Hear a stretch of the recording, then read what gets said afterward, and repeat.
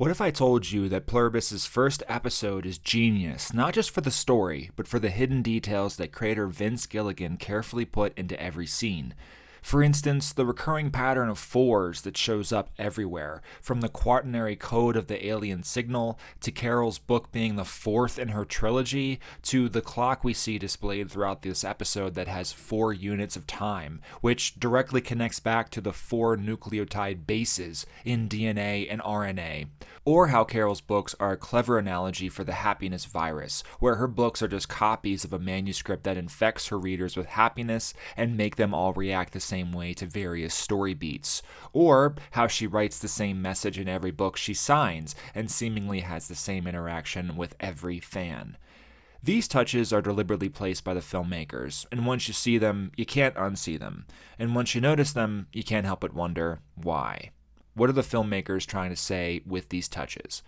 There's many details present in Pluribus's first episode that really unifies what the show is trying to say about conformity, individuality, and the terrifying beauty of being different. To show you what I mean, let's start with the most obvious pattern, the number 4.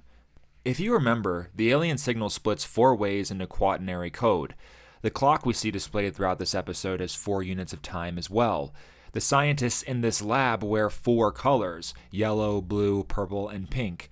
Carol's book, Bloodsong of Wickero, is the 4th book in her trilogy, which totally makes sense, by the way. Then there's this moment during Carol's book reading where she mentions Lucasia standing under the mizzenmast at 4 bells.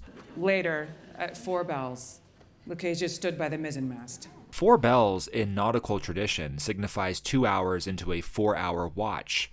They're struck to mark every half hour from 1 to 8 bells, with 8 bells ending the watch and starting a new cycle. It's a core timekeeping tradition on ships. I'll talk more about time later, but I think this 4 motif connects directly into DNA and RNA. DNA has 4 nucleotide bases: adenine, thymine, cytosine, and guanine. And if you remember, the alien signal that repeats every 78 seconds is described later in the episode as an RNA sequence, which has 4 nucleotide bases as well. Speaking of RNA and DNA, there's numerous visual callbacks to them throughout this episode, like, most obviously, the logo of the Medical Research Institute, or, more discreetly, the yellow wires that hang from the ceiling of the lab where Jen gets bit. Don't they look like DNA strands? Or this perfectly symmetrical shot inside Barnes & Noble of the staircases crossing each other, which looks like a DNA strand turned to the side. Perhaps the best proof of this, though, is the sequence with the security guard where he buys a bag of Fritos from the vending machine. I think it's actually a clever representation of the virus. Take a look at the circular piece inside the vending machine that dispenses the Fritos. It looks exactly like an RNA strand, which doesn't have the double helix structure of DNA, but a single helix structure. The Fritos get stuck in the vending machine, which is a clever visual representation of the virus taking hold of humanity, making people freeze up or get stuck before either dying or becoming part of the hive mind. This happens right at the exact moment the virus begins to infect humanity and spread. Speaking of viruses, Carol's books might be another hidden analogy for the happiness virus. Think about what books are. They're copies of a manuscript that gets sent to thousands, maybe millions of readers. In episode 1, Carol reads to this group.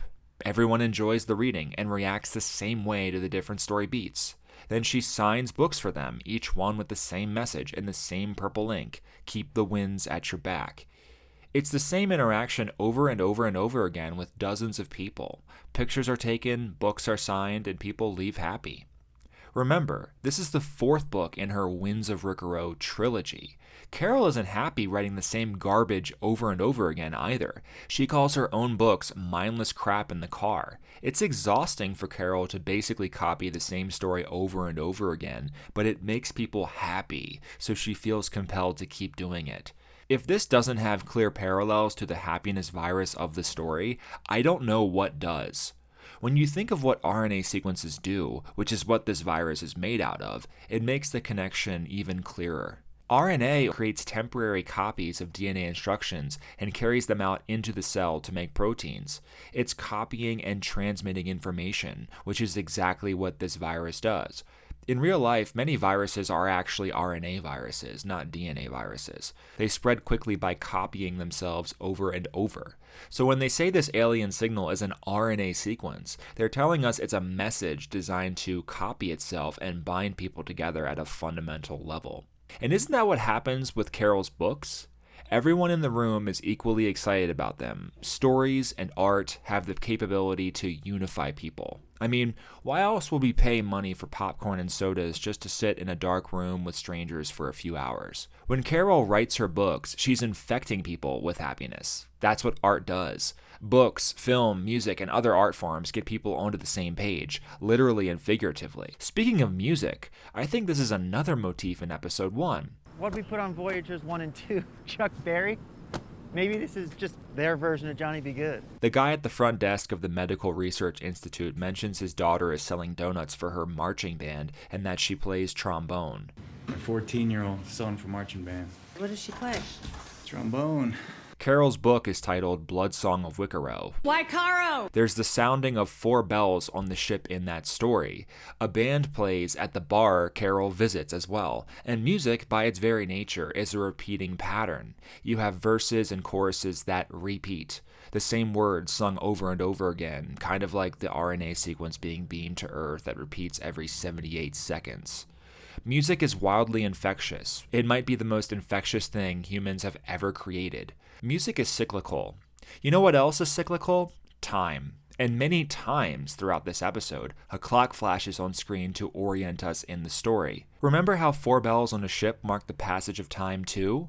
Telling time is fundamentally cyclical.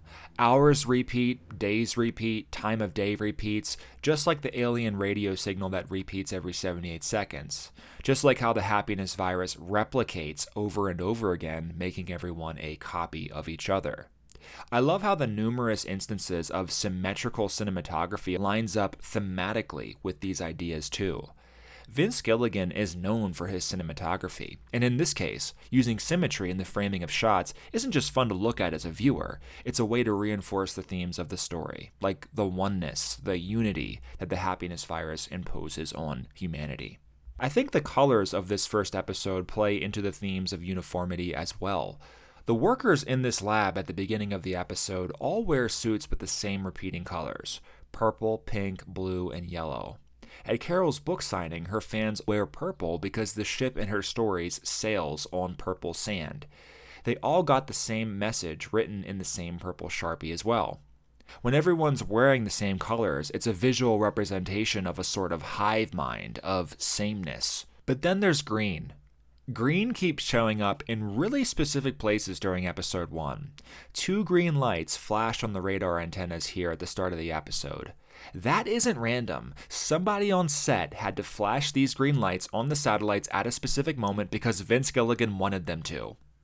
The Medical Research Institute has a green color scheme inside the building. There's a green light bathing the baggage claim area in this shot, and the breathalyzer in Carol's car sports a green light as well. Green lights also line the street as Carol drives away from the infected crowd in episode 1. Green is the universal go signal. But here's what's interesting. In this scene, Carol can't get her breathalyzer to turn green because she's been drinking. It won't give her permission to go. And I think that connects directly to the fact that this virus isn't affecting her at all. It's affecting everybody else, but not her. The greens we see in the environment of this world, in the lab, on the streets bathing the infected, I think they're meant to show her incongruence with this uniformity. She doesn't fit. Everybody else is passing go and collecting $200, but she's out of sync with the world around her. In the bar while talking to Helen, Carol jokes that she could turn the purple sand in her stories to green. All right, so how about you throw everybody a change-up? Green sand instead of purple? I mean, they could have made her suggest any color here, but they chose green. Carol wears a yellow jacket as well, and the poster for Pluribus sports a yellow background. Could this be a clever way to show Carol being stuck in the middle here? I don't know, but it sure makes sense, doesn't it? Color is a really fascinating way to showcase both the uniformity of the happiness virus as well as the disconnect between Carol and everybody else. I haven't seen any future episodes yet, but I think Pluribus creators are using it deliberately here so far. I assume one of the main themes of this show is going to be about the difficulty and terror of being different. Helen says something really revealing at the bar that makes me think this. I figure you make even one person happy. Maybe that's not art. It's something. Carol herself says her books are mindless crap, but millions of people love them. She's making copies of the same story over and over again, the same garbage, as she calls it. But what's also obvious is she's so scared to step outside of that box and be different, to take a risk. Replying to a reader, Carol says she based her main character, Raban, on George Clooney rather than a hot Brazilian soccer player with dreads because it's safer. Just put George Clooney. It's safer. She's afraid to break the pattern, to send a different message to people. Carol's new book she's afraid to publish, if you remember, is called Bitter Chrysalis, and that title is loaded with meaning. A chrysalis is the hardened, protective pupal stage of a butterfly where it undergoes metamorphosis from caterpillar to adult. I think this represents three things. One, it's what people are going through as they transform from individuals into a collective hive mind. Two, it's the transformation Carol is going through as an observer of all this. She's witnessing the end of the world as she knows it, and she's about to go on a journey herself. It's a bitter chrysalis. If that's not a perfect description of her situation, I don't know what is. But there's also this other layer to it. Carol needs to get out of her comfort zone. This might be a journey for her about waking up, opting out of the sameness, the routine of her creative life, and choosing to actually take a risk and be different. I think this whole story is an allegory for the experience of choosing to be yourself. Carol feigns being a bubbly book writer, but as soon as she gets away from her fans, she turns into her real self, the person who hates what she's making.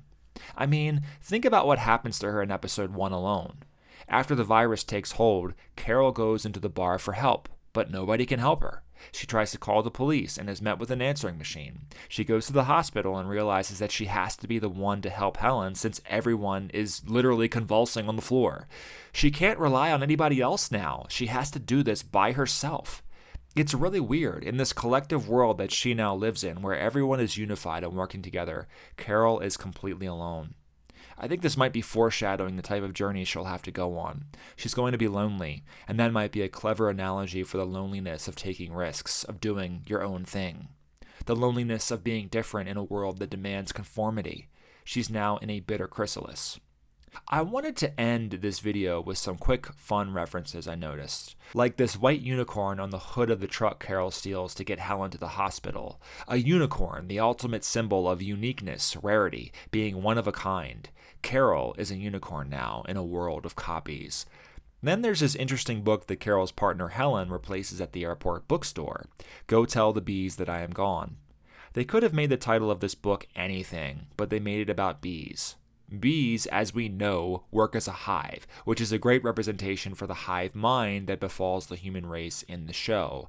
Also, when Carol goes into the hospital, there's a television behind the doctor with a message that says, "Join us." I think this is 100% put there for a reason. So we can fix it. So you can join us. The infected want Carol to join them, and this detail is clever foreshadowing of that. One last crazy detail. Helen mentions how, at school, she was forced to read Finnegan's Wake. You ever read Finnegan's Wake? No. On the surface, it seems like a throwaway reference, but Finnegan's Wake is actually the perfect book to reference in a show about collective consciousness. Finnegan's Wake is written in this dreamlike state of consciousness where identities blur together and become indistinguishable. The main character is called HCE, which stands for Here Comes Everybody. He's supposed to represent all of humanity merged into one. Sound familiar? There's way more connections between Pluribus and Finnegan's Wake. Depending on how well this video does, maybe I'll make more videos on this masterful show and go into it further. What did you notice in Pluribus Episode 1? Let me know in the comments down below. If you like this video, subscribe to my channel. I like analyzing prestige TV shows and movies, and I might continue to make videos on Pluribus in the future. Thanks so much for watching. I'll see you next time.